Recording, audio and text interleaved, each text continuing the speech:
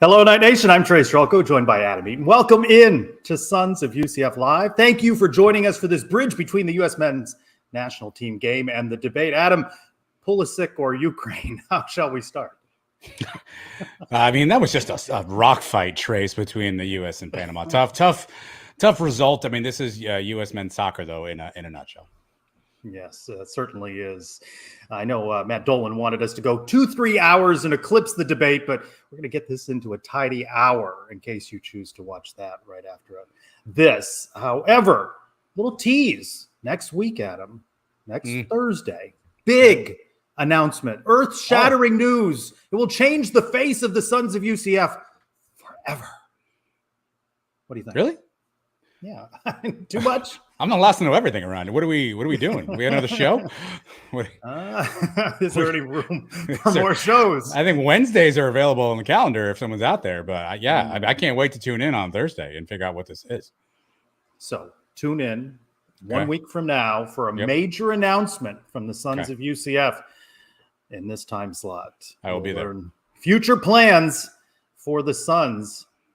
That's coming soon. Some news this Thursday. Big 12 men's basketball, women's basketball announcing their opponents for the upcoming season.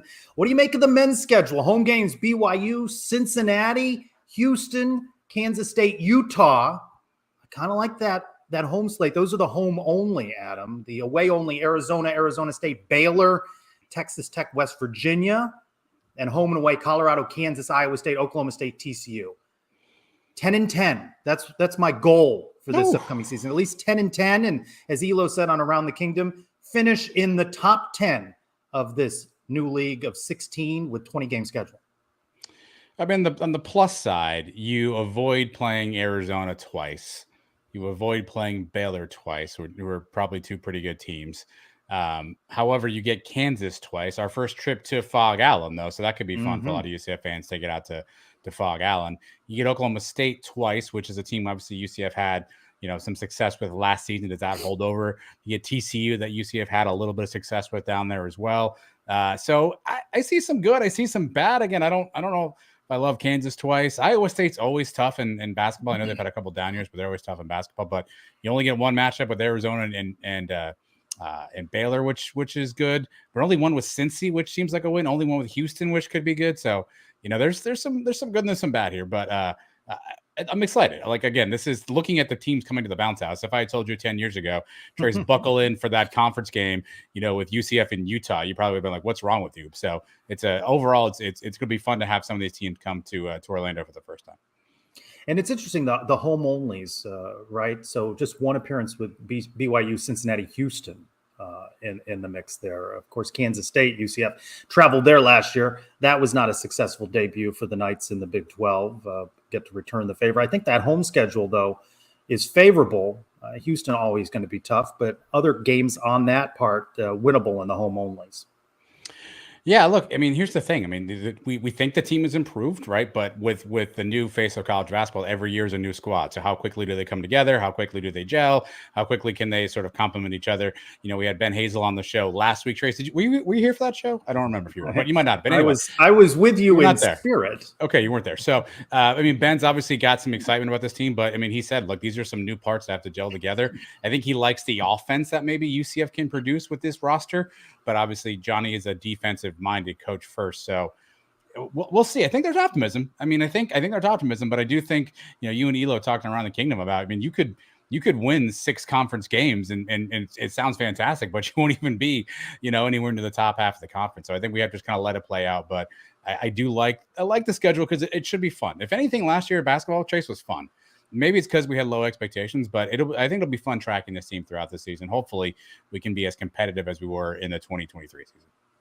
And of course, this could be a better team, and you struggle to have a better record. Knights 7-11 in the Big 12 last year, but you could have a better team. Certainly on paper, it's how it all comes together. But I think you said it right there: competitive games, fun games, right? Not to mention the non-conference game hosting Texas A&M. So even the non-conference schedule, there's something to look forward to on that. I never thought we'd be excited talking about basketball schedules, but in the Big 12, it certainly is interesting.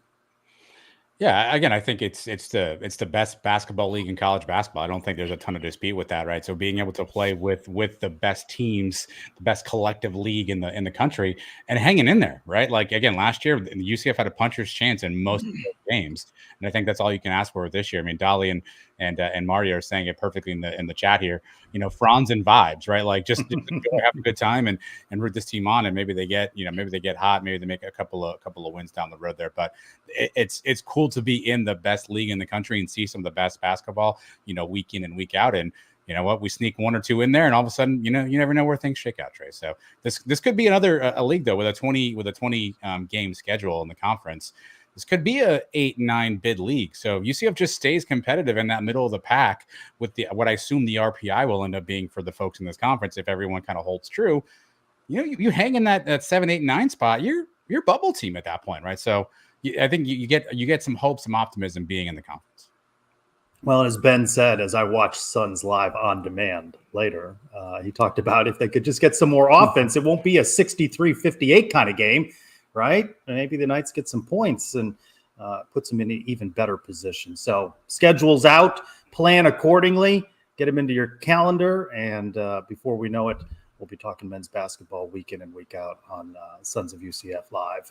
Other news this week, last week of the fiscal year for the university. Hey, last week that the Big 12 officially has Oklahoma and Texas, and then the new schools come in. $10 million man Ken Dixon making a big donation, going to have all sorts of things named after him. Kenneth G. Dixon Career Development Center, the Kenneth G. Dixon Athletics. The guy really likes his name attached to things. But what do you make of we're going to start changing the names of streets on the UCF campus, and one of those now is named for Mr. Dixon? Listen, if you got the dough, anything is for sale. Right? I think as much as we all may UCF's lament proving that, if you've got the dough, anything is for sale. And again, good for them. I mean, good for Kenneth Dixon for wanting to leave a legacy on campus. And yes, there are going to be some things that happen, but I mean, Trace, this is no different than, when I grew up, it was Joe Robbie Stadium, right? Like, I mean, everything changes names. Can you tell me the name of the Pittsburgh Steelers home stadium now, Trace? No, it's not Heinz Field. It's I know not, that. right? It's Acrisure now, right? Things change. If there's money, you're going to call whatever it is. But again, you can call whatever you want to. The sign's going to say Dixon Way or Dixon Road or Dixon Lane, whatever that's going to end up being. But if you got enough money, it's fine. But yes, I understand that there's a bit of element of sentimentalism. I mean, if we're starting renaming the reflecting pond, right, the Trelco pond or something, then let's get our pitchforks out. But right now, street signs, I'm fine with it. Well, I laugh about that too, right? There's a park near my house that had whatever name it had, and then they named it after the former parks director, and nobody knows who that is really, right? And the name doesn't really mean anything, and you pass bridges and roads all the time with names of people that they honored in a moment in time that are no longer in those positions or long since passed, and nobody pays any attention to it. No disrespect to Mr. Dixon, but it is interesting that they're naming a street. I wonder how that came about. Was that something they pitched to him, where he said, what other real estate can I have my name attached to on this campus? I would hope they pitched him. I would hope so. Actually, when I saw this come across in the rundown, Trace, I saw $10 million. I thought this was your PTO budget initially, and then I read through the remainder of it and saw that this is actually from Kenneth Dixon. But again, we already have the Kenneth Dixon Athletics Village. I like the differentiation of money, right? It's not all going to athletics. There's obviously some academic components to it as well, which we seem to forget as we talk about college sports. But I don't know. I'd like to imagine maybe this is like a college recruiting thing where he walks in a room and Tebo's got a street sign, he's got a building, and he's like, pick a hat here. Like you pick a hat, you decide which one you want. I'd like to think it's something like that, where you got some options and choices, and he, the next 4 years, I'll take my talents to the street sign, right? It hands up, a street sign. And that's how you get Dixon Way or Dixon Lane or Dixon Road or whatever it is. You've joked about the Sons of UCF urinal at the bounce house, but if you had donated $10 million and they said, we can name something on the campus after you, what would you have wanted named? Ooh, I mean, look, I'm a sports guy, right? So I'd probably want something in the sports realm, if that's a building, a locker room, a weight room, something along those lines. It depends on what I'm after, but I'd probably want something. But I would go a different route. I would name it after my family. I would call it the Eaton family, urinal, whatever you want to call that. Yeah, I'm sure your wife and kids would really love that. Actually, half of them would never know if I have a urinal named after me. So I may win there, but I would probably want something after my entire family. At least I hope they would know, by the way. diplomatic, nice answer. Eaton Lane, right by the campus. See that there's a problem. Listen, as a Ute, my last name caused me a lot of problems in school. I'll let you figure out the issues there. So you have to be very careful about what you slap the old name Eaton on there. I'll tell you that. This is true. I've been posting polls. I like a good poll during the week, and I've been posting this week about special teams. Your guest last week, Kelly Ford with the K Ford ratings. I thought it was interesting. That guy can break down the numbers. It's a short clip, but listen to what he grades going into the season. UCF special teams.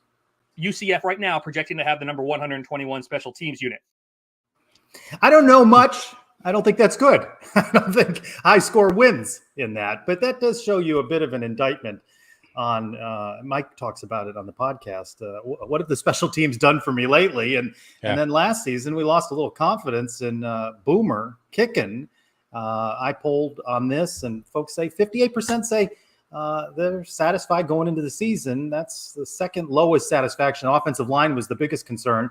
I feel good at punter and long snapper and all of that. I don't think we know about Colton Boomer until we see what happens when the lights are on and he has to kick an important field goal.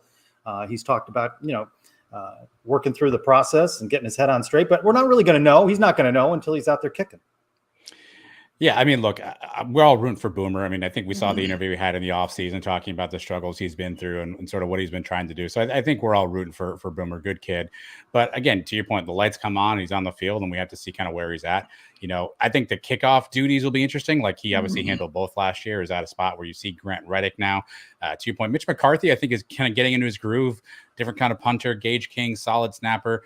But every year, Trace, we seem to have one or two snafus on special teams that end up big for some reason. A block kick, obviously, missing field goals is one thing, but, a block kick, a running into the punter, there's always something on the special teams unit that kind of always kind of comes back to hurt UCF at the worst possible time. There's always going to be penalties. I get all that, but it feels like the worst moments in the last couple of seasons. You can think back to a special teams play and how that bit UCF. So to me, that's the stuff you've got to clean up. That's the stuff we've got to get figured out. And I think a big question mark you have on the sheet here, who are our kick returners? Who are our punt returners? We saw Xavier Towns in there a little bit last year. He got dinged up. Do they want to use him in that space? Obviously, you got some speed on the team. Johnny Richardson's tried that one time. I remember one time he kneeled the ball with 1 foot in the end zone and the knee outside the end zone. That was fun. Let's hope he doesn't do that again. So I don't know what we have in the return game. It's been a while since we've had a real electric returner. I think Xavier can be that guy, but to me, I would have leaned a little bit more towards the no. I would have gone like 52-48 no to yes.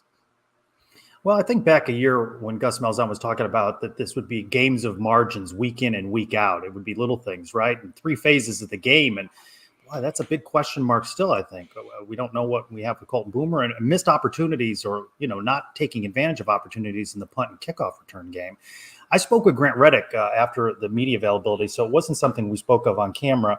It wasn't a private conversation necessarily, but, he said that he'd been working on kicking off, and you heard from Colton Boomer saying that, he wasn't 100% healthy. So that would give him an opportunity to focus just on the extra points and the field goals, right? And not have to worry about kicking off. So there's an opportunity to really use Grant Reddick in that way, but big opportunity for the Knights to take advantage of the punt and kickoff return game and use all 3 phases of the game to, win the game on the margins in these tough Big 12 games. Yeah, at the right times too, you'd love an electric, punt return, kick return, get you some much needed field position, help flip the field a little bit.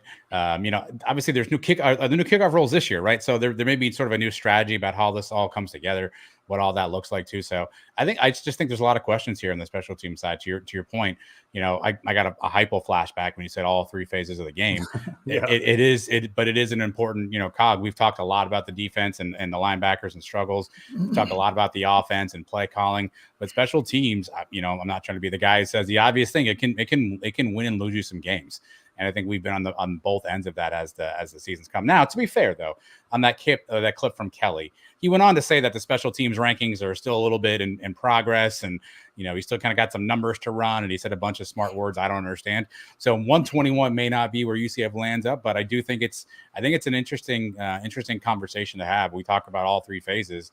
This may be the one where there certainly are still some questions, and if we're not able to optimize plan A, we don't have a whole lot of plan Bs working out there. Well, you're right. Your kicker's like your relief pitcher in baseball, right? Colton Boomer, sky high, winning the game at Boise State.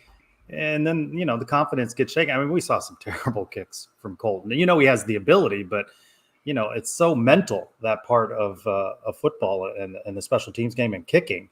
I hope for the best for him because UCF's certainly going to need him. Yeah, it's kind of like golfers, Trey. So we saw Rory McIlroy just miss a sort of a gimme putt to lose the U.S. Open, right? It's a mental game at some point. I think we had Dylan Barnes on 4-6 weeks ago, and he talked a little bit about once you kind of get that in your mind, it's really tough to get that out of your mind, right? You want to see the ball go to the uprights, and once that sort of that little tick happens. I was just watching Orlando Magic 30 for 30 recently about Nick Anderson. I think a lot of people who were Magic fans remember he missed a bunch of free throws at the end of the game against the Bulls, and he was never the same shooters after that, right? So I think there's an element of the mental side that, it's tough to talk about it because you want to root for Boomer, but you realize he's also got some serious things he's got to work through. So again, overall, I still think this is an opportunity for UCF to potentially improve this season. And I would go more no than yes here. Well, and I said, we're not going to know about Colton until he has an opportunity to go out there and kick, right? But opening with New Hampshire, Sam Houston State, it's still important, the kicking, but I want to see him in a very big moment. That Boise State game was a very big moment, and he delivered. I think he needs that for his confidence as well, to deliver in a clutch moment. Yeah, right. They always say when you're struggling as a shooter in basketball, you want to see the ball go through the hoop, right? You just want to see, that take place so you get that positive muscle memory come through. So, and again, Robert brings up a fair point in the chat. I mean, there were some injuries last year, the full extent of which weren't disclosed to us. I know he made a couple of comments when you all saw him at the media availability about some things that he was dealing with, and he was relatively vague about some of that stuff. So there were some injuries involved there. So again, you want to root for the kid. He seems like such a good, upstanding young man, and hopefully he finds a groove back. And if not, hopefully Grant Reddick stays ready, right? And if something has to happen, he's ready to kind of pop in and do what he's got to do. Well, I saw Robert's question, and he used the word "or." There was it, some confidence issues or injuries. It really was both, right? And then what contributes, certainly not being 100%. Contributes to the confidence issue on the field. And I thought, that's on the Sons of UCF YouTube channel. I thought Colton was very candid, perhaps more candid than Coach Malzahn would have preferred he be. But he talked about, even talking with a sports psychologist in the offseason, there's a lot of pressure to bear. Everybody loves the kicker when they make the kick, and that turns very quickly when you don't. Yeah, I mean, look, he was a hero after Boise, right? We were anointing him. We were celebrating. Boomer was the man, right? He was on social media. I think he was kicker of the week that week or something, whatever award that is. I think he actually appeared on our friends Phillips 10-12. Oh yeah, podcast, special right? teams player of the week. Special teams player of the week, right? So we were all riding high, and he was our guy. And it's to your point. You made a great point about sort of relief pitchers, right? It's kind of a fickle nature, but again, I think overall we focus a lot on Boomer and rightfully so, but I think that all those elements on special teams, and again, to me, it's about limiting the mistakes. Obviously, missed kicks, missed extra points, big mistakes, but it's limiting the holds, limiting the blocks in the back on really. I think Xavier Townsend has like 3 kick returns called back in the last 2 seasons. I may have made that number up, but it feels pretty close by blocks in the back. Feels like 30. Holds, something like that, right? So I think that's the part where UCF's got to clean that piece up a little bit, because that really could be a game changer, a game breaker for us if we're able to get a good special teams unit and something consistently that we can count on. He's so electric, but you're also looking to count on him at wide receiver, and you just run that risk, right, of an injury situation in the return game. But he is electric in returning a kick. Yeah, I mean that's what somebody in the chat was talking about. I think it was Dolly basically saying, like, you've got 2 running backs, right? I think someone asking if Penny Boone can return kicks. You got to balance that out, right? Do you want guys back there that could get injured? There could be some issues from a regular playing time standpoint. So you want somebody out there who's electric, who can make plays, but you also want to protect what your team looks like. So overall, I mean, I think there's some options there, and this is one, for all intents and purposes, right? New Hampshire and Sam Houston sort of just become kind of quasi preseason games. So perhaps you kind of get to see some tryouts in those 2 games and see where we are. And then as you kind of roll in the schedule, you'll see what happens. Yeah. Let's talk about a couple other football news and notes. BetOnline_AG has moved UCF to 4th now in the Big 12. Interesting odds, 15-2 odds to win the league. Utah 13-4. Kansas State, the more normal sounding 4-1, and Oklahoma State 7-1. But interesting, a little shift there. We've been talking about for weeks now, all these major publications and college football writers, 8th, 9th, 6th, 7th for UCF. This one now up to 4th. A little bit of money moving on UCF, at least at this point in the season. I don't know how official these lines are. I don't know what Bet Online. What's the AG it's late. stand for? I don't. Why is there an underscore involved in this? A guess. A guess. I don't know how official these things are. Obviously, I think there's. We talked to Kelly last week again. I don't know if you saw that episode, Trace. We talked to Kelly last week though. I think that's three. That's three, maybe. He's got UCF in that middle cluster of teams, right? He's got UCF in that middle cluster of teams where you're sort of within striking distance of an opportunity to be in that conference championship game, right? So that kind of aligns with where we are. But I think there's so much parity, and I think UCF is one of the more interesting teams, right? Because certainly last year was not what Gus had wanted. There was a ton of changes, and you look at the changes, and most people probably from afar. And I'm curious, as the season gets rolling and you talk to some other media outside of Orlando, what the make of those changes are. What do people think about what UCF did on offense, on defense, new coordinators, and so I think it's really tough to understand what to make of UCF. I do love when the smart money's on UCF. I don't know, 15-2 seems like really weird odds. I think someone just made that up. I'm not sure if this is a UCF Mike betting account. I don't know what we got here, but again, I think it's going to be wait and see approach, but I do like that most people have us kind of in that middle part. All we got to do is win games from there. Well, I haven't asked this as a poll question. It's coming. But one of the several responses I saw to the question that we asked off the top of Around the Kingdom this week was, what's your biggest concern about UCF football? And several mentioned coaching in terms of game management and decision-making on the field, right? And I asked one of the people in the dungeon, the message board on Rivals, at this point in Gus's career, how much change do you expect from the way he makes decisions, right? And a lot of the comments after that were, well, probably not a lot, right? So that's also an interesting part. I think that national media is sort of saying to UCF, on paper, you've got a good team, but now go prove it. Yeah. I mean, look, you are the king of coining the phrase that Gus is good for 4 losses every year, right? I mean, that's the Trace Trelko original trademark stamp. That's yours. You own it. And so, but you wonder how those 4 will come about, right? You think about Gus's history with UCF. There's usually one team where we're just not prepared and they just beat the brakes off us. And then there's always a couple of games where we're in there down the stretch and all of a sudden some craziness happens. And so that's the part you want to legislate out, right? And what I'm curious about is I think last year, I don't know if this is accurate. I guess I do some math in my head. I feel like Gus has got some more experienced staff around him this year than last year. And so can a Tim Harris get into his earphone and go, no, coach, let's not do that, right? Does Darren Hinshaw have the ability to sort of get in his head and say, hey, coach, let's not do that, right? So I think that's what you want to understand. Typically, I think Gus has taken the reins, and when you see him take the reins, is he going to listen to other outside influence and voices? I think that's where, if you want to change something, I think that's where Gus potentially has the ability to change. I think he's still going to, look at that call sheet that has 7 plays on it and go, let's go with this one. But hopefully someone's in his ear saying, coach, hey, better not do that. Well, I think you've talked about this with Mike, where he makes the difficult seem easy, but then he makes those easy things seem far more challenging than they need to be. The full Gus Malzahn experience is a ride, friends. We've all seen the pass from Bowser to JRP, and this. I mean, it's just the Joey Gatewood experience that we all had in the Navy game, goodness, right? Joey Gatewood. Like, there's always going to be something like that, and again, hopefully Gus is able to legislate that out, and we just take advantage of the matchups. Like looking at, I haven't studied the roster of every team we play, but on offense specifically, Trace, I'm going to go on a limb here and say in most cases from a skill position standpoint, so take the line out of it. From a skill position standpoint, we are going to be at or better than most of our opponents, right? So you've already got that talent.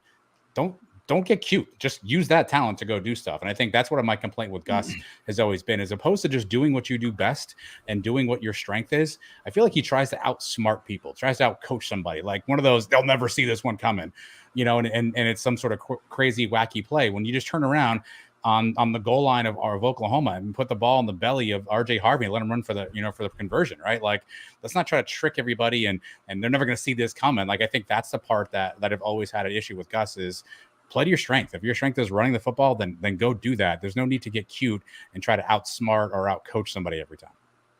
You know who likes UCF's offense? EA Sports. They've done just a great job, haven't they, of just dribbling a little bit here and there and releasing a ranking, and they're really building up the interest in the release of the game coming up soon. They ranked the top 25 offenses in the EA Sports. UCF came in at 21. A couple of Big 12 schools ahead of them. I don't know, a head scratcher here. I think they're also trying to be controversial in some of these rankings. Colorado 8th, Utah 11th, Kansas 14th, Arizona 15th. So UCF will see all but Kansas, and they see 3 of those right at home. But UCF at 21st makes that top 25 ranking on EA Sports best offenses. Yeah, that seems about right. I mean, it's good to be in the top 20 list. I think the potential is there. You saw the explosive plays last year, the yards factor up. So I think it's about right. I think Gus has, a reputation, right or wrong, by the way, or fair or unfair, as an offensive mind. So I think that kind of adds up when you're looking at trying to put that stuff together. Hopefully that translates on the field too, by the way. But I think that adds up for UCF. They at EA Sports, not as big, at least on the bounce house, as one of the toughest places to play. They don't have UCF in the top 25 for that. They do have Utah 19th. Of course, UCF hosting Utah. We won't have that experience of going there just yet. I know some fans were upset about that, but, there's some pretty big stadiums. You're talking Tennessee with 110,000 that's on that list ahead of UCF. And I think it does show, though, by the way, and I don't want to get into this as always a controversy in UCF, but when the fans are there and rocking, it is a formidable place to play. But if you have people that don't want to show up for the noon game or leave when the team's up big, it loses some of that home field advantage. I think that list is just a bit of a bit of suey here, because the number one team on that list was Texas A&M. That's the toughest place to play. That's the toughest environment. They lose at home all the time. Like, they have not been a perennial powerhouse in college football for I don't know how long. So the top team loses at home all the time. Number 2 was Alabama, who most people will tell you Nick Saban has to beg students to come. They had to have all these things to get students to stay in the games and whatnot. And it's really easy to be a tough place to play when, oh, by the way, you have the best team on the field, right? LSU was 3. LSU, in my view, is probably number 1. Night game, Death Valley, 100,000+ people drinking all kinds of things that are from that area all day long. Like, I don't know how Texas A&M ended up. So just throw this list out, friends, because already there's issues. If Texas A&M is the toughest place to play in college football, then they have a significant amount of robbery going on because they have no trophies to show for it. As the NCAA and the universities themselves seek to destroy all the tradition that we love about college football and college sports, right? Yeah.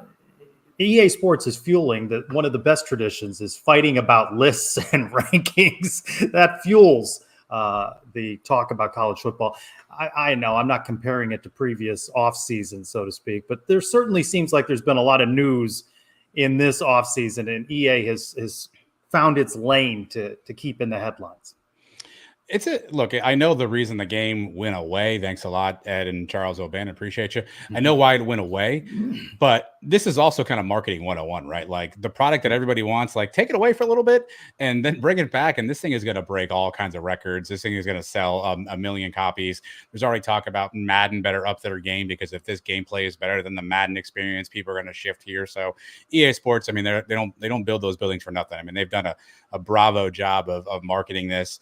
And in a dead period of time, when people are not doing much, these lists are great. You and I do this all the time in the offseason. We're like, what list can we do that'll get people to talk, right? EA Sports has nailed that. And look, we heard from Stephen Martin a few weeks back on the Sons of UCF podcast interview. The players are excited about this too. The players are anxiously awaiting this. And I think that'll continue to also build a community. Back in the day of the older versions, right? The players weren't in the game, quote unquote. Now they are. I think with social media, with where things are at, with declaring for this, with a lot of years, good marketing, I think, if you have stock in this game, and I don't know if they sell stock in games individually, but if they did, I think this would be a nice one to have some return on. I saw a clip of Nitro in there. I did not see any Citronauts.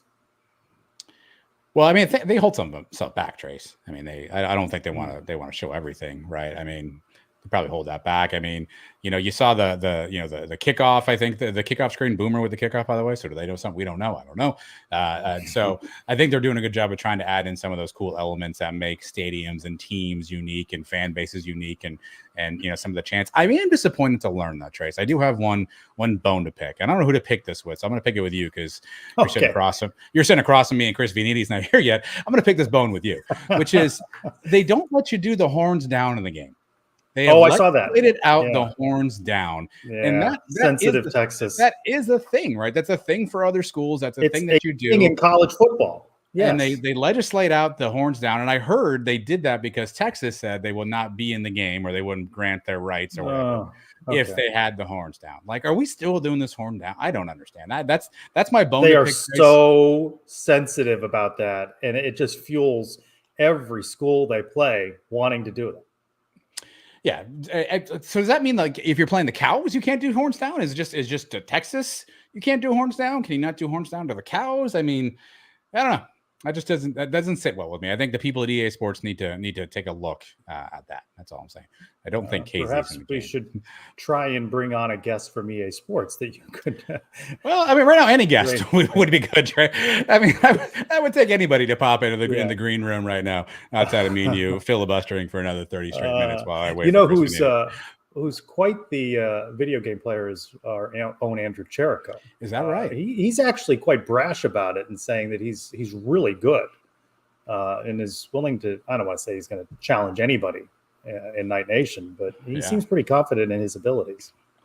I don't know how to judge these things, Trace. I mean, maybe, sure, that's possible. I believe him. The judges. I have no reason to disbelieve him at this point. And so I will give him all the flowers he deserves. Does he have any trophies or awards or anything? I mean, I don't know about that. Can you back this up in any way, any meaningful way that I can fact check? No, I guess he's going to have his opportunity though when the game comes out to challenge people and show how good he is. I'm going to take a guess. I'm going to put the number at 0% chance that you will have this game. 0. Okay. No. Not even close. If someone gave you a free copy, not going to dust it off. This from a guy a week ago went to the video game museum while I was in Dallas. I enjoyed that. Were you away last week? I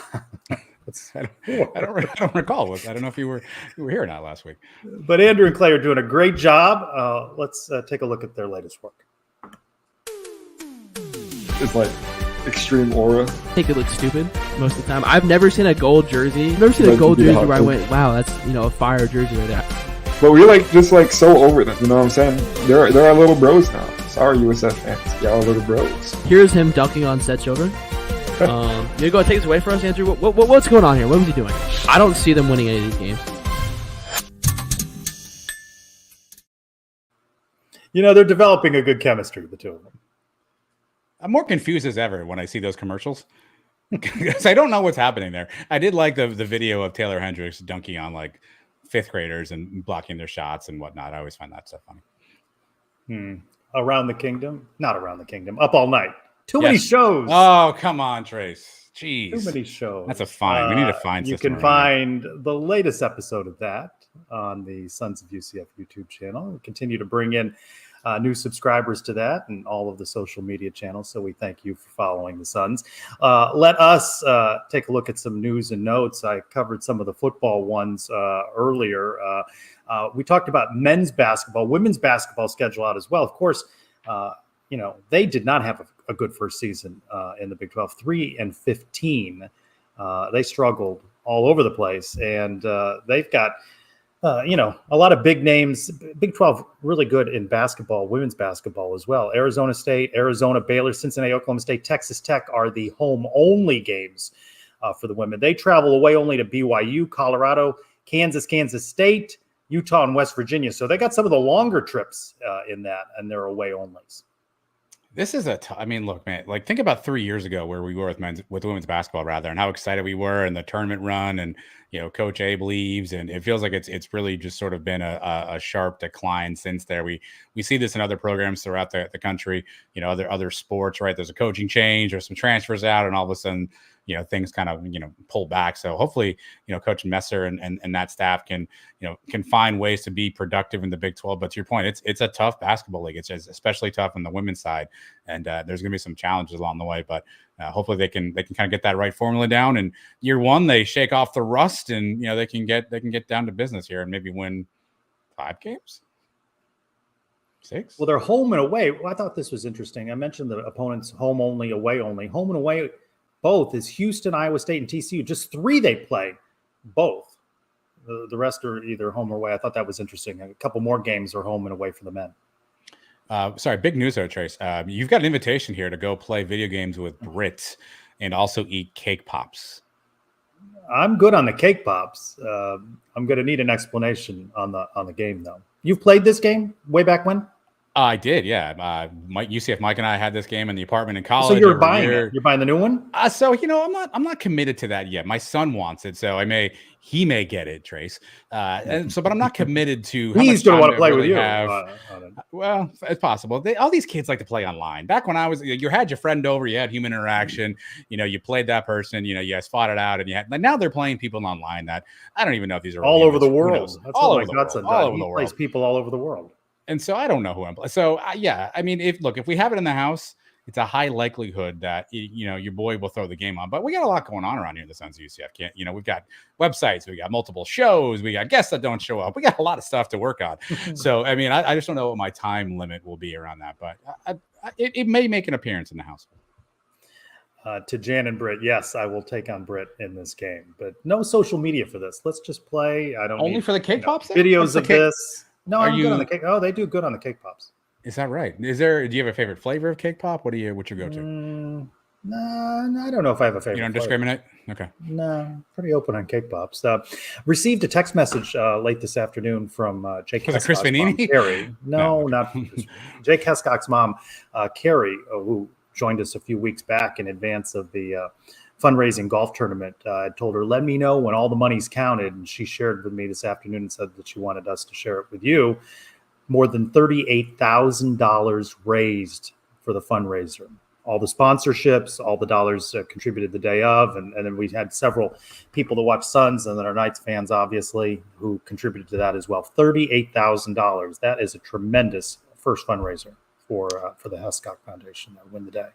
That's awesome too. And you can keep donating. I got the Venmo on screen here. This is how you can continue to donate. So just because the fundraiser's over doesn't mean that support has to end. I know I've been spoken to Carrie in a couple of weeks, Trace. I know she was talking about potentially other events coming up in the near future, maybe trying to get something closer to Florida. So obviously I'm sure they'll work out the logistics. But again, that's one of the things I love about this UCF community is when there's an opportunity to support one of our own, we rally around each other and people help out. And people want to get involved too. So again, that's the Venmo that you can use if you want to continue donating to that. And obviously, if there's future fundraisers, future events, future opportunities to support, you can be sure that we will let you know. She said she'd let us know. She said one of the things that they're looking at is a virtual 5K. That may be a fundraiser. UCF Mike's ears. UCF Mike's ears just perked up. I don't know if you know this, Trace, but he's got a prowess. He's a prodigious 5K runner. I don't know if you know that. Yeah, I think I do better on the virtual one. Is there running involved in that? How does that work? Just can I pledge people? Well, ideally, I think you're supposed to run. Like you say you sign up, you go run.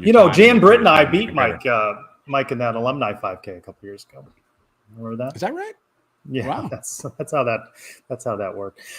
There was something taken somewhat out of context this weekend. So shocking on social media. There was some distortion of Eric Lopez and me from this week's Around the Kingdom, but we did have a good time on the show, notwithstanding. UCF Mike was involved in those shenanigans online. But another good show this week. Eric Lopez and I on Around the Kingdom. You don't want me to play those clips? Is that what you're telling me? Not those clips, no. You sure? No, I hope that's not this.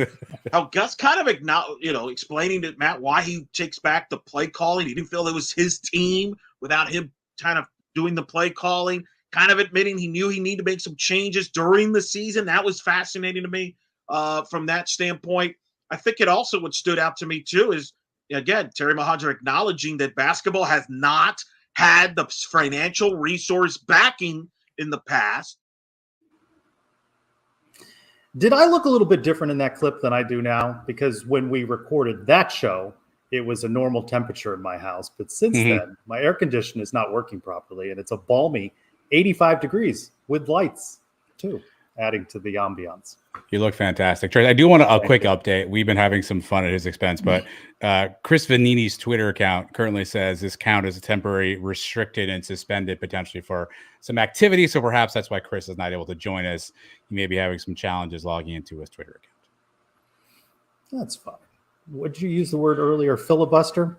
I did use the word You and Mike, filibuster. you and Mike can go 2.5 hours talking about. What do you want to know? What do you want to talk about? We can go 20 more minutes until some people want to watch the debate, and we'll be doing that. I'm here for any silly conversation that you want to have, Trace. Whatever. You and I were talking airplanes recently. I'll throw this out to you in the audience. I was getting on a flight, and I had the aisle seat, and the gentleman at the window seat was already seated there. I sat down. I don't really like to talk on planes. Like, it's not a pleasurable experience. I'm in a metal tube. Like, let's just leave me alone. Watch my movie. Let me take my nap, whatever I need to do, right? And I sit down on the plane, and the guy in the window seat looks at me and says, "Hey, buddy." I'm like, "Hey, man, how are you?" Nice friendly wave. And he says, "Where you headed?" and it took me a second. And now, to be fair, same place as you. There could be a connection situation. Yeah. And I said, "A work trip." And I think I stunned him because I didn't give him an actual location. And so he stopped talking to me at that point. Headphones went in, and then I was laser focused. But there's this new phenomenon on social media, Trace. I don't know if I can say this phrase. I don't think it's controversial. Where men specifically will go on an airplane with no headphones, no phones, no entertainment at all, and just sit there on the airplane for the entire duration of the flight. No entertainment, no sleeping, nothing. They literally just sit there and enjoy the entire flight. Yeah, that's something I could get you to do. No, I don't have the attention to do nothing. I got to be doing something, but I'm not big on talking to people. That's just not worked well for me on previous flights when I've talked to people. Feels like there's a story that needs to be told here. And is there? I was on one flight, and I was talking to the lady, and I said, "Oh, come to, you're heading to Orlando, visiting family or theme parks or what have you." And she says, "We're visiting our daughter, who's a student at the University of Florida." I go, "Oh, that'd be good to see her, right?" That's normal. She goes, "Well, the circumstances are sad. Where her boyfriend was riding his bicycle, was hit and killed by a car. We're going to the funeral." Well, I mean, what do I do with that for 2 hours? That's just terrible. Yeah, so I stopped asking people things at that point. Okay, I support that. I support that wholeheartedly. Yeah, so Around the Kingdom, Eric Lopez and I. You can find that on the Sons of UCF YouTube channel. You mentioned Clay Pasco earlier, doing a great job. How are we doing? Are we getting some more Instagram followers? People starting to, pay attention to so I don't really know exactly what's good and what's bad around here. I can tell you. Chris Vaniti actually just sent me a DM. He can't get in. Look at that. I can tell you that. Does that mean he's joining us? I don't know if I can filibuster while we talk and do two things at the same time. Which you can do that. I can talk about Clay doing an excellent job on the Suns Instagram. So you asked me if it's good or not, and my answer to you is I don't know. He has provided us with some good reels. His last one got like a bunch of views, which I think is good. I don't really know how to consider that, so I think it was good. I don't he know. Does a really good job of editing, and he's really creative. He's revived Clay's Corner for his social media account, his Twitter account, and he's breaking down games, and he's got a very unique take on all that. What's Dolly? Show the screen your Instagram algorithm, Trace, says Dolly. I don't even know what that means. What's my Instagram Well, so when you get onto Instagram, there's an option like it has like it's called the For You section or something, and and it basically has like content or pictures that they think you would want to see based on your previous activity. Yeah, so I don't think I'm revealing that. I don't know. I don't know where I'm going to find that. This will interest Dolly. I stumbled across something where it was different women getting arrested for things, mugshots. So I started, now I get all sorts of things related to that because of different mugshots. But it wasn't something I sought out. It was something I landed on. And now, as he mentions with the algorithm, I get all sorts of things of a similar nature. So are you one of those who's weirded out by the fact that your phones and all your devices can hear you? Yeah, I was talking to somebody about something and then I started getting ads for it. Yeah, that kind of weirded me out. Is it called? Yeah, that's it. That's the name. That's the site. That's the site. I think that's it. I need a minute. I'm going to need a minute. I think that. Yeah, so that's probably in the algorithm, along with all the UCF accounts, and yeah, that's it. That's. I remember that name. I wouldn't have remembered it before he mentioned it, but I found that account interesting. I'm sorry, I wasn't really listening to you at that moment in time. How did you come across this? I don't remember. Okay. I wasn't seeking it out. I'm not on Instagram a lot. There's only so much time for all this stuff. I don't know where all the time is to be playing the video games and surfing Instagram. What I do follow, though, as flawed as this app is Twitter. And I saw a number of people are posting that they've purchased merchandise from the Suns merch store, and then they're showing their various shirts or whatever that they have purchased. So that's nice. We appreciate people wanting to be associated with us. Yeah, it always blows my mind that people actually want to wear this gear that we have on. I have no idea why you'd want to do that, but if you do, knights-fan.com. Our guy Miguel runs that site. He just got a nice approval. He can actually sell some official UCF stuff now. He got a sort of a minor license, for lack of a better word, so he can sell some UCF logoed stuff. So he'll have some new stuff out there on his website. Again, knights-fan.com. Or if you go to sunsucf.com, in the top corner, you will see an option for shop. If you click that button, you will be taken to the Sons of UCF collection. So far, to what Miguel's told me, some good feedback. We're kicking around some other options, some other ideas, some other designs. So, if there's desire, if there's need, I know there's a bunch of people who like these polos that we have on, Trace. I know some people are really clamoring for the exact one that you have on right now. And so we will worn, and it can be yours. we will. There's only 2 of these, so you're looking at them right now. So we will work on that stuff too. But again, big thanks to Miguel, knights-fan.com or sonsofUCF.com if you'd like some merch. Shout out to a friend of mine, Raphael, who watches every week, not always live. Let me see if I can find his exact message. He said, "My new favorite part of the show is your discomfort with the mailbag opening. And I have assured him that you have made the appropriate edits to make me less uncomfortable." Yeah. Would I be correct? Yeah, well, usually you're not here, so I don't have to worry about it. So I didn't have time this week. So it's a mailbag. So what? So what? Do you know whose mailbag that is? It's that time again. Time to open the Brian W. Peterson Sons of UCF mailbag. I'm too sexy for my shirt. Oh, hell yeah. I thought I took it. I thought, man, I meant to. It was on my list. I'm getting to it. Yeah. Can we move that? I'm just asking for a simple edit that those 2 things not be put together. That's all. Oh, okay. So it's the order that you have an issue with. Yes. Okay. All right. Well, I mean, that's what I can do. I'll take it up. Even though I rejected this question to him when he posted it, I have included it here to be dismissed on the show at emptiness4. Michael, how much PTO used is too much PTO? Look, I mean, and in all seriousness, if people out there, if you have PTO and you don't use it, you're leaving money on the table. Use your PTO if you have it. We at the Suns have a generous no cap PTO policy, aka the Trace Trelko policy. So if you're out there, if you have PTO and you're not using it, you're leaving money on the table, friends. It speaks to the power of the Sons of UCF universe that we have so many people that want to participate in the show that I can occasionally, once a month or every couple of weeks, take a Thursday off. Wait till I see the upcoming schedules, right? They're going to be super excited. Super excited.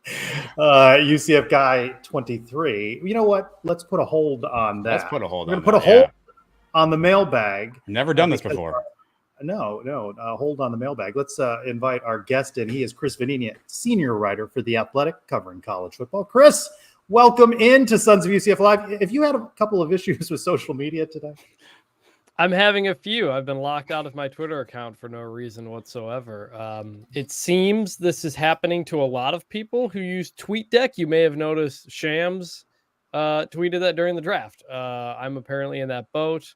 Other people are getting verification emails to log back in. I have not gotten one. My DMs is where I had the link to join the show. So my apologies for being on late. We knew something was up. You're steady Eddie. You're very reliable. Let me start. We're glad you're here. Let me ask you this: for someone who covers college football, do you like a summer that includes naming rights for conferences and private equity? Does it help you generate some content, or are you tired of those stories and can't wait to get ready to talk football? I mean, I like it more than the last several summers of conference realignment, and unfortunately, I'm concerned there may be more of that before the off season is out. The video game has been fun. That's been a fun thing to talk about instead of all of this other stuff. But college football is year-round sport now. It never stops. There is always something. That is true. What's your read on Brett Yormark? I mean, he's a disruptor, isn't he? I mean, that's what the Big 12 wanted, and he's certainly doing that and keeps himself in the headlines. Yeah, look, he knows the position that he's in, that the Big 12 is in, that they're not the Big 10 and the SEC. So you got to do things differently. You got to draw attention. You got to find the right people to have. You got to just do some things that are a little bit different. And for the most part, I think it's been good. I think like the WWE belts was a fun thing. I think some people weirdly looked down on that, but I thought that was fun. I'm not very familiar with Bathing Ape, but other people are. And so like most of these things are like little things. Changing the name of the conference and selling the naming rights, that's a big step, but he's not the only one to be thinking about that. A lot of Group of Five conferences have been thinking about it as well, because again, you got to make up that revenue somehow. And the Big 12 name is like not that historic. It doesn't have 12 teams anyway. So like, I get it. I think that makes a lot more sense than private equity. That I'm not a fan of. But call it the All-State 12. I don't care. I'm still going to call it the Big 12. They're getting a lot of good branding dollars for something they haven't officially sponsored yet. Yeah, They really are. That's a good point. Chris, there's been a ton going on this offseason, a lot of courtroom battles, a lot of stuff about salary caps, paying players. For the person who just woke up out of a coma and hasn't been following this stuff, can you give us a quick 2-minute digest of what's been going on on the legal front and what this means in terms of compensation, NIL, and sort of where we are right now? So there were several. So when NIL happens, there was several lawsuits filed, essentially asking for NIL back pay. Athletes who were around pre-NIL and saying, "Hey, the NCAA wouldn't let me make money, and now they're letting players money. I'm owed this amount of money." And there's a statute of limitation of I think 4 years before it was filed, which was 2020. So that's why it goes back that far. But this is the cost of losing that lawsuit would have been several $billion, like would have bankrupted college sports. They can't afford to go to trial and lose. They've been losing every trial and court case so far. So they decided to settle. And as part of the settlement that has been agreed to, but not approved yet, there'll be the back pay of something like $3 or $4 billion in back pay coming from the NCAA and the various conferences and all that stuff. And then there's also, going forward, a 22% cap on what you can pay, what schools can pay players moving forward. 22% of the average Power 5 athletic budget, which is about $20 million right now. That number is going to go up. So we're about, if this gets approved, and it may not, but if it gets approved, we're heading into a future where schools can spend up to about $20 million on players. How they spend that, we don't know. We don't know if Title IX is involved. It's got to be equal between men and women. We don't know a lot of that still, but this settlement had to happen or else college sports was going to be bankrupted. And so it's a two-pronged approach to try to keep things going. Now, with that settlement, would that be the end of NILs and collectives, or would there still be a separate NIL revenue stream for players? NIL is still around. It's separate from what the schools are paying, essentially. Now, could collectives come in-house? That's possible. Could they shift to be marketing agencies? That's possible. A lot of this is, remember, a lot of fans are kind of getting sick of donating to NIL, especially if you're not getting the return on your investment. So now, do you donate that money to the school again? Maybe you used to donate to the school, then you switch to the collective. Now you go back to the school, and that money is going to go directly to the player. So collectives and where they fit, still very TBD. I don't think they'll go away, especially the ones that are really good. But it is going to be a different environment, and I think everybody's still trying to figure out what that looks like. Speaking of trying to figure things out, where do you think it goes with considering these college athletes employees? That will be determined by the National Labor Relations Board, potentially in a few months here. They will rule on a case that involves players, men's basketball players and football players against the NCAA and the Pac-12 and USC, similar to the Dartmouth basketball case. Now, whatever that ruling is, will be appealed. There will be a very long process. It may be a couple of years before they officially become employees. But that's where that is trending. The NCAA and schools are lobbying Congress for some sort of essentially an antitrust type exemption that would rule that they are not employees, and that would override whatever the LRB says. So college sports are trying to make sure they're not employees. Labor activists are trying to make sure they are. It's going to take a few years before anything is really finalized. Let's talk a little football. Are you in the camp that Utah deserves to be the favorite in the Big 12? I guess, but it's got to be somebody, and you could pick 5 or 6 different teams to be the favorite. I understand Utah because of what they've historically done the last couple of years, going to 2 straight Rose Bowls and all that. Cam Rising is back. If I had to pick someone, yeah, I'd pick Utah. Do I feel very confident in that pick? I do not. How much do you think this league misses Texas and Oklahoma, or do you think they've backfilled pretty adequately going into this next season? Well, it depends. There's multiple ways to look at it. I think the conference is going to be very competitive, very fun, very exciting. There's no bad teams.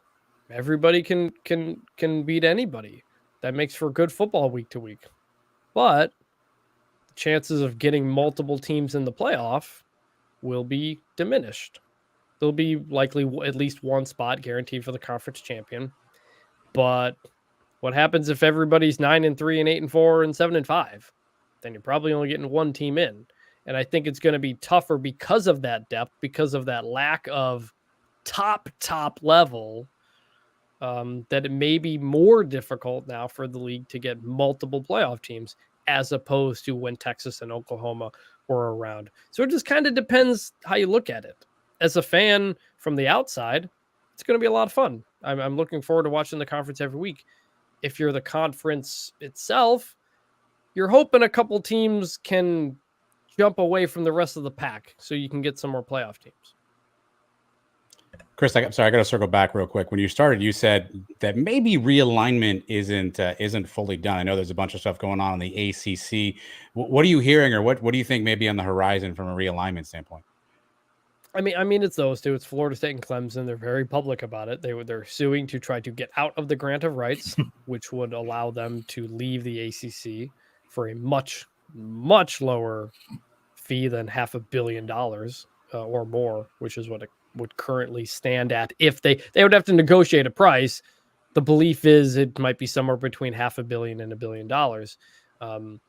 If they can't get out. If they can, then it's like $100 million or something like that, just the ACC exit fee. We also don't know for sure if the Big Ten and the SEC would take them, because they can't say that yet, because that would be tampering. So that's kind of what we got to wait for. Do we get, I think August 15th was a deadline. Someone at Florida State had said hey, we need to make a decision by then if it's going to be leaving for the following year. The lawsuits don't appear to be getting settled in court anytime soon. They're all being appealed. There's multiple things going on all at once. So the question now is, do we get to July or August, and do we see Florida State and or Clemson say, we're leaving the ACC? And that's all they can say at that point. They can't say, we're going to the Big Ten, we're going to the SEC, because they haven't gotten out of the conference yet. And until they get out of the conference, none of the other conferences are going to invite them. So it may be Florida State says we're leaving, but it takes a while to get figured out, and the lawsuits continue, and the legal fights continue, or they negotiate some sort of buyout. I don't think it's going to be resolved quickly. I don't think it's not going to be Oklahoma and Texas just announcing, hey, we're going to the SEC. It's not going to be like that. But could Florida State and or Clemson just say we're leaving and the rest TBD? It's possible. Chris, let's talk a bit about UCF. Obviously, Trace asked you about sort of the Big 12.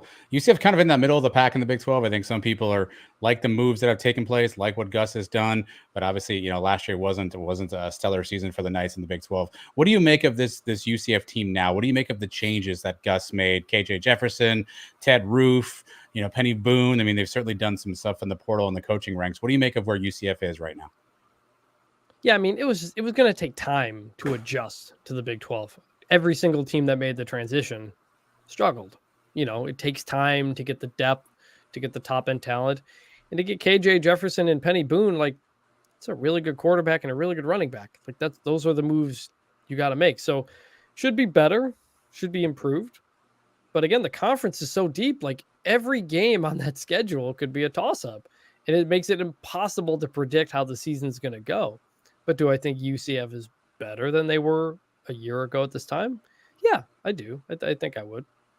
Chris, I saw you did a podcast with Jessica Spatana where you talked about the UCF Florida game being potentially a trap game for UF. What do you make of that matchup, and why do you think it may be a trap game for the Gators? Well, it's partly because of where it is on the schedule, and if I have this right in my head, I think that game for Florida comes after Mississippi State and before Tennessee. So it's if you're Florida and you look ahead toward Tennessee in your big rivalry game, that's where the game kind of fits in a trap situation. And I know UCF's not a G5 team anymore, but I think every UCF fan knows how Florida fans feel about them and feel about UCF. So could there be some overlooking of it? Potentially. That's why I put it really high. I think I put that really high on my trap game scale, even if the teams have similar records and whatnot. It's kind of, is that a situation where Florida might overlook that game? And I look at the schedule. I look at the way those two schools fit within the state. It felt like to me it'd be a pretty big trap game, not meant as any disrespect toward UCF or anything. Couple of weeks away from Big 12 Media Days. How much of a circus do you expect around Deion Sanders? Good question. I'm going to be there. I have no idea what to expect. I was not at Pac-12 Media Days last year. I didn't see any videos, so I don't know. It's one of the things I'm most interested in figuring Chris, out. I don't think he was there last year. I think he had surgery on his toe or something. You might be right. I don't think he was actually at that media day last year. That's a good point. Yeah, it was like last minute. I think he pulled out. So yeah, even more so. No idea. What do you expect from Colorado? Does anybody really know with as much flux as they've had in the transfer portal? Well, I don't think they'll be the number 8 offense and the number 20 defense in the country based on the EA Sports rankings for them. I think they'll be better than last year. Last year played out the way we expected. It just happened in an unusual order. 4-8. Yeah, that's about what I would have picked before the season. Lose a bunch of Pac-12 games? Yeah. But because they beat TCU, because they had an exciting game against Colorado State, the way they beat Nebraska, you just like, hey, maybe this is working more than we expected. And then Oregon happened, and then USC happened, and you realize, no, it's not. So Shador's back, Travis Hunter's back. They've added a lot of transfers. They've lost a lot of transfers. I do think on the whole they're better. I do think in year 2, you're not going to fire the offense coordinator halfway through the season. They should be much better. But that week 1 Thursday game against North Dakota State is going to be fascinating. Colorado's favored by I want to say like a touchdown. That might be right. If they lose that game, then, everything's going to be blowing up. But if they win that game, I think they'll kind of silence those doubters and be like, all right, like let's see how this goes. And again, they're not going to have to play an Oregon, a top 5 Oregon, a top 5 Washington, or teams like that. It's going to be a lot of teams that are kind of on their level or close to their level in the Big 12. So it's a lot of, again, 50-50 games. If you're Colorado, I think you're thinking 6-6 is a real solid improvement. Get to a bowl game and go from there. Chris, we saw UCF left off the top 25 toughest places to play on the EA Sports list. Somehow Kyle Field, number 1, whereas Texas A&M loses all the time at home. What did you make of some of these lists that EA Sports is putting out and sort of the buzz that's leading into the release of this new college football game? I think for the most part, the lists have been fine. There's just like a couple of things on every one that make no sense. One of those was Colorado's offense and Colorado's defense. One of those was USC's defense being, I think, 16th in the country. One of those was Alabama's stadium being the number 2 toughest place to play. Notre Dame being down at 21. Texas A&M at number 1. Like, I get it. I would have put LSU number 1 easily, but like Texas A&M, when they're good, it gets loud. I get it. It's 110,000 people. Like, that one I didn't mind so much. I'd moved them down a couple of spots, but that I'm not losing sleep over a couple of spots. But look, it's giving us something to talk about in June. That's not realignment. That's not about lawsuits. And so I'm really enjoying this. It's basically talking about football just in a video game form. You know, it's like we're going to use the video game to research and preview the season. Like, you're going to go, hey, who's on this team we're playing? We're playing Temple. I don't know who's good on Temple. Let me pull up the game. Oh, they got a good running back or something like that. Like, the game being back is now just kind of a part of the way we will look at the sport. And I think these rankings coming out are an example of how that works. We've talked a lot about off the field stories, Chris, and everything going off, you know, on courtrooms and whatnot. What's an on the field story that maybe you're looking at closely this upcoming season? Something on the field or team related. What's one story maybe people aren't thinking about or following that you're interested to see how it plays out? I mean, it's not something that no one's talking about, but I think I'm just fascinated by Alabama. Nick Saban has been there for 16, 17 years. He's the greatest coach of all time, you know. Kalen DeBoer has to follow that. Going 10-2 is not good enough.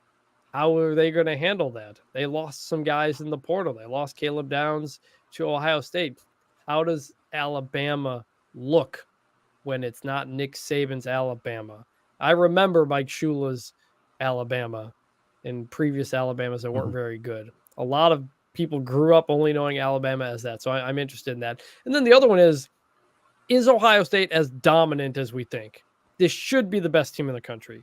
It should be the most talented team in the country, one of the most experienced teams in the country. This is a team that if it doesn't win the national championship, people are going to have questions. And can they get past Michigan? It's wild. They have not beaten Michigan since 2019 now because they didn't play in 2020. 3 straight losses to Michigan. Michigan wins the national championship. Ohio State was dominating that rivalry forever. And then Michigan flips it and wins a national championship just like that. And so, like, he's going to be on Ryan Day. Like, he has to beat Michigan this year.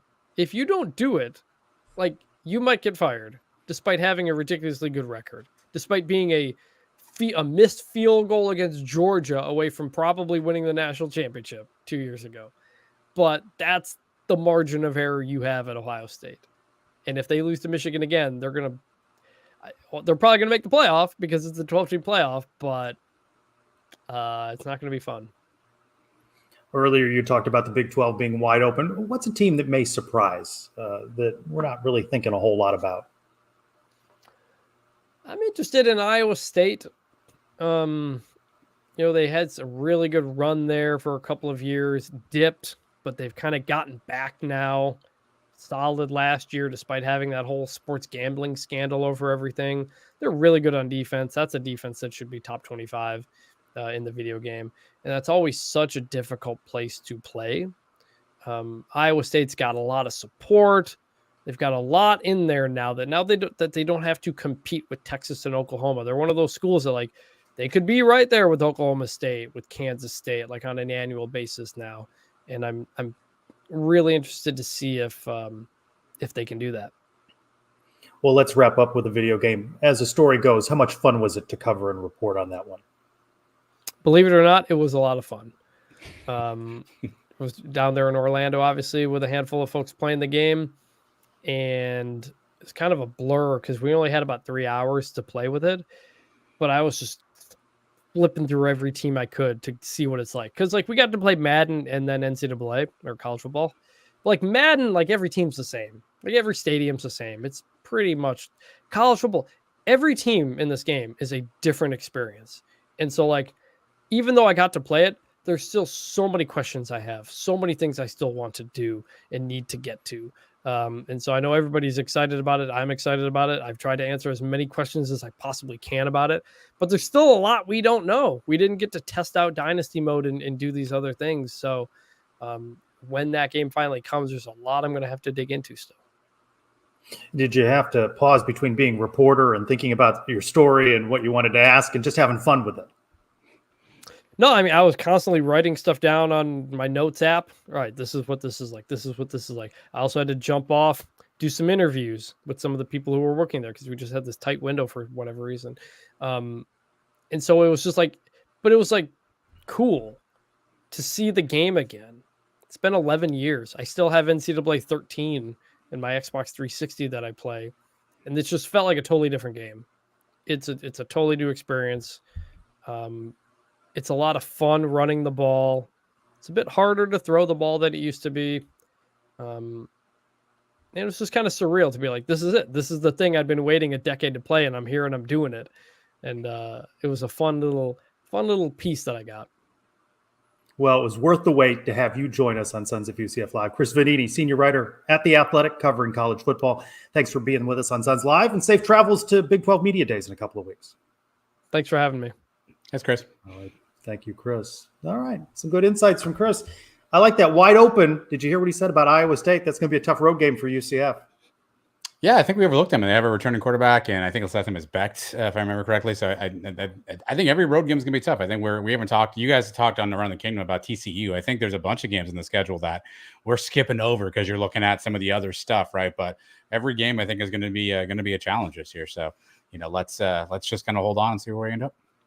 You mentioned 2 preseason games in New Hampshire and Sam Houston State, and you look at the other 10 on the schedule, and I know folks are fixated on that Florida game, but they're all going to be probably margin games, right? Close games, competitive games, and they could go either way. And how UCF fares on the margins is going to tell you a lot about how this season goes for the Knights. I think that TCU game is a tough one.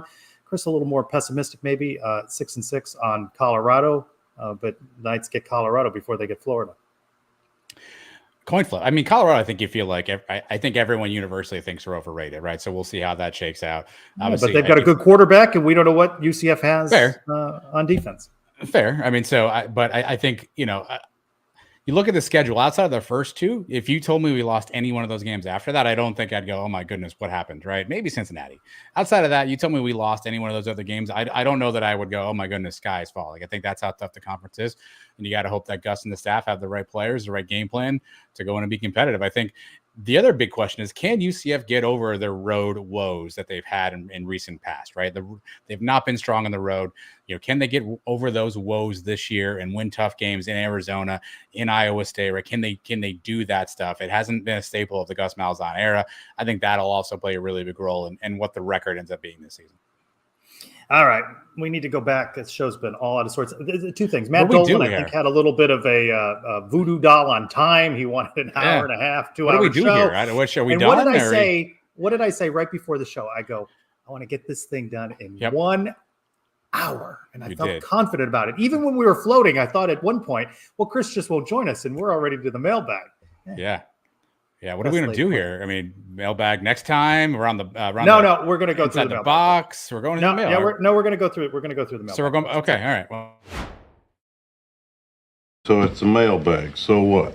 So what? Do you know whose mailbag that is? It's that time again. Time to open the Brian W. Peterson Sons of UCF mailbag. I'm too sexy for my shirt. Oh, hell yeah.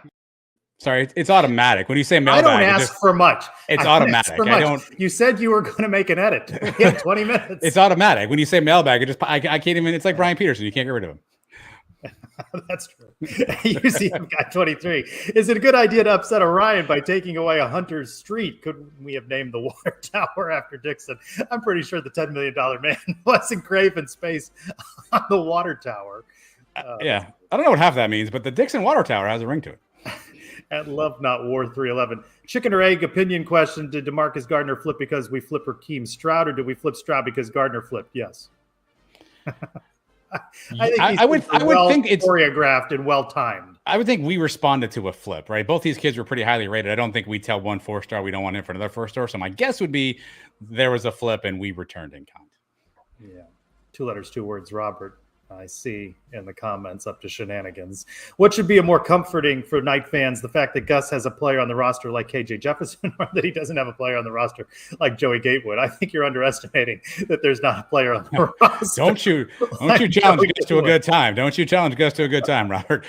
There's a wide receiver waiting to throw a 2-point conversion attempt on the road on that roster. At _Ed, what is the ultimate UCF fan vehicle to drive? You're a car aficionado, right? Am I? I did not know that. I depend. Am I bringing a bunch of people with me? Is it just I'm going to a game? Is this like a party bus situation? Maybe you get a Tesla just to piss off Elon Musk even more. I saw Gus was taking a picture with the plane kid. I mean, risky. Yeah, the plane kids playing. I'll stop following you around if you put your name on UCF Stadium. Yeah, I'm sure that went over well there. Yeah. At Golden Knight _2, if you could attend one game of the two, what are you picking? UCF at the Gators or Knights hosting Colorado? Never seen a game live in the Swamp, so I guess I would pick that one as the experience.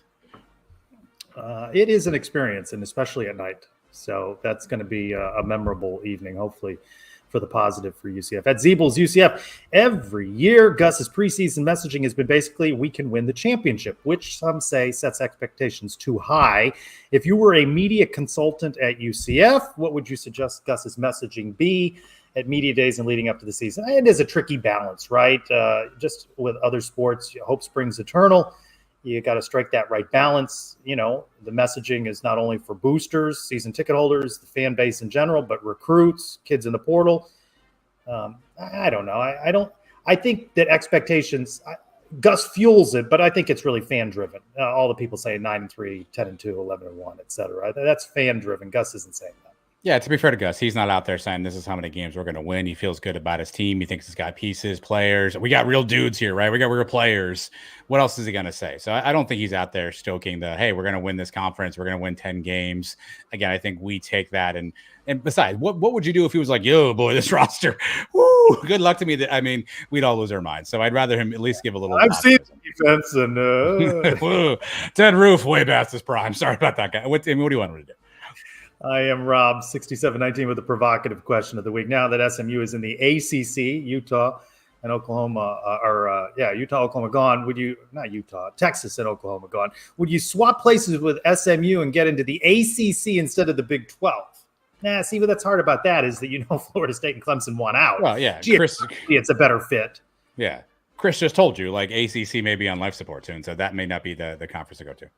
In my life, and certainly with UCF, I'm a believer that I am wherever I'm supposed to be, which is clearly longer than the hour allotment for this show usually, because I'm supposed to be. And I think UCF is in the best conference for itself right now. And maybe that changes in the future. We all know the journey from independent through the MAC into the American. They're right where they need to be and make the best of it. At Brian W. Peterson. One could say you're making up for time from last week. Yeah. So that's how you take a day off, the extra hour. Well, overtime. I don't know. I think it's 6. At Brian W. Peterson, does Twitter feel less fun now that we can't see likes anymore? I don't like it. Twitter is a lot less fun, period, because of the changes made by Elmo. So it's a less fun. Thank you. No, I don't know that I noticed the difference. I was at a fake Elmo. I tried there. I don't know that I've noticed the difference. Does that mean I see less of the things when it says Trace Choco likes this? It pops up it does pop up my feed anymore. I don't know. It hasn't changed any of my behavior. It just affected Chris Manini's afternoon here. So. Well, it's the tweet deck. I mean, it's the tweet. It's not Chris. He's an upstanding. You have tweet deck? I don't. No. Yeah, I don't either. All right. Now, what is actually one of my favorite segments because of the corniness involved? Adam. Wow. What's in the box? I don't know what that means, Trace. I like how lowbrow this is. This here is a high quality, Charlie Hustle promo code Suns UCF TEN 1215. Just for the marker. Just for the 15% off your purchase, Trace. Okay. Here we go. This week's What's in the Box question. Like a good rummage there. Should have rummaged better. All right, Trace. Here we go. If you have to eat 10 consecutive meals at one of these places, which place would you choose? Applebee's, Chili's, or TGI Fridays? They're all the same.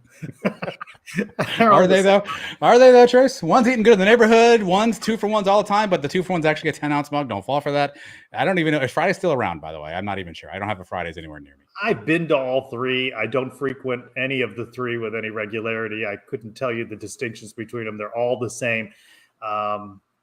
Chili's, but I don't know why. It's split in the chat. I mean, the first three are Chili's, Fridays, Applebee's, right? Jan just with the letter P, and then I don't know what that means. Patrick with a Chili's, Dolly with a Chili's. Yeah, all right. So the consensus is Chili's. We can't confirm this report by Jan. This is not allegedly Chili's has bugs and tables. Allegedly. Reviews. Can't confirm. I did love a good Bennigan's in college, Robert. Not gonna lie to you. That Bennigan's on University. That's not around anymore, right? Rest in peace. No, I think that's gone. Yeah. Monte Cristo. Yes. There you go, Matt Dillon. Now you're thinking. I don't even know what I would pick here. Are you happy we're keeping you away from other programming? Matt Dolan, very happy. Matt Dolan, I mean, Monte Cristo was fantastic. Jan, big fan too. The Bomb, wow. Give me Chili's, I guess. Bottomless Tostito chips and salsa. You can't beat that, I suppose. 2-for-1s, Margs. Chili's it is. All right. We want to thank Chris Vanini for joining us on this week's Sons of UCF. I don't know why that made me laugh. What does that mean? Have you been to Friendly's? That's ice cream? Is that like Dairy Queen? It's like an ice cream-ish kind of thing, but, you know, they have other... ice cream there. Is that still around? I couldn't tell you. The things Dolly's posted tonight. He had that mugshot thing. Now Friendly's. Yeah, there's a lot of. Maybe he's hacked your account as well as Chris Vanini's because he seems to be right there with you, Trace. Whatever's going on there. So I don't know. Pull a sicker Ukraine. That's what your question. 4-5-2-2 great. And we'll see who has a better night tonight. All right. I want to thank Chris Vanini from The Athletic for joining us to talk a little college football. I want to thank you for being with us for this week's extended version of Sons of UCF Live. And don't forget, in this time slot next week, big news from the Sons of UCF that you are going to want to hear. That's next week, Thursday at 8. For Adam Eaton, I'm Trace Strelko. Go Knights! Charge on. It's at this moment I realized I forgot to put a sound player in there. That's fine. Should I do the mailbag again or no? No, sure? Enough of that. Because Robert's giving $100 every time I hit that button. No, not again. And that's 2 times.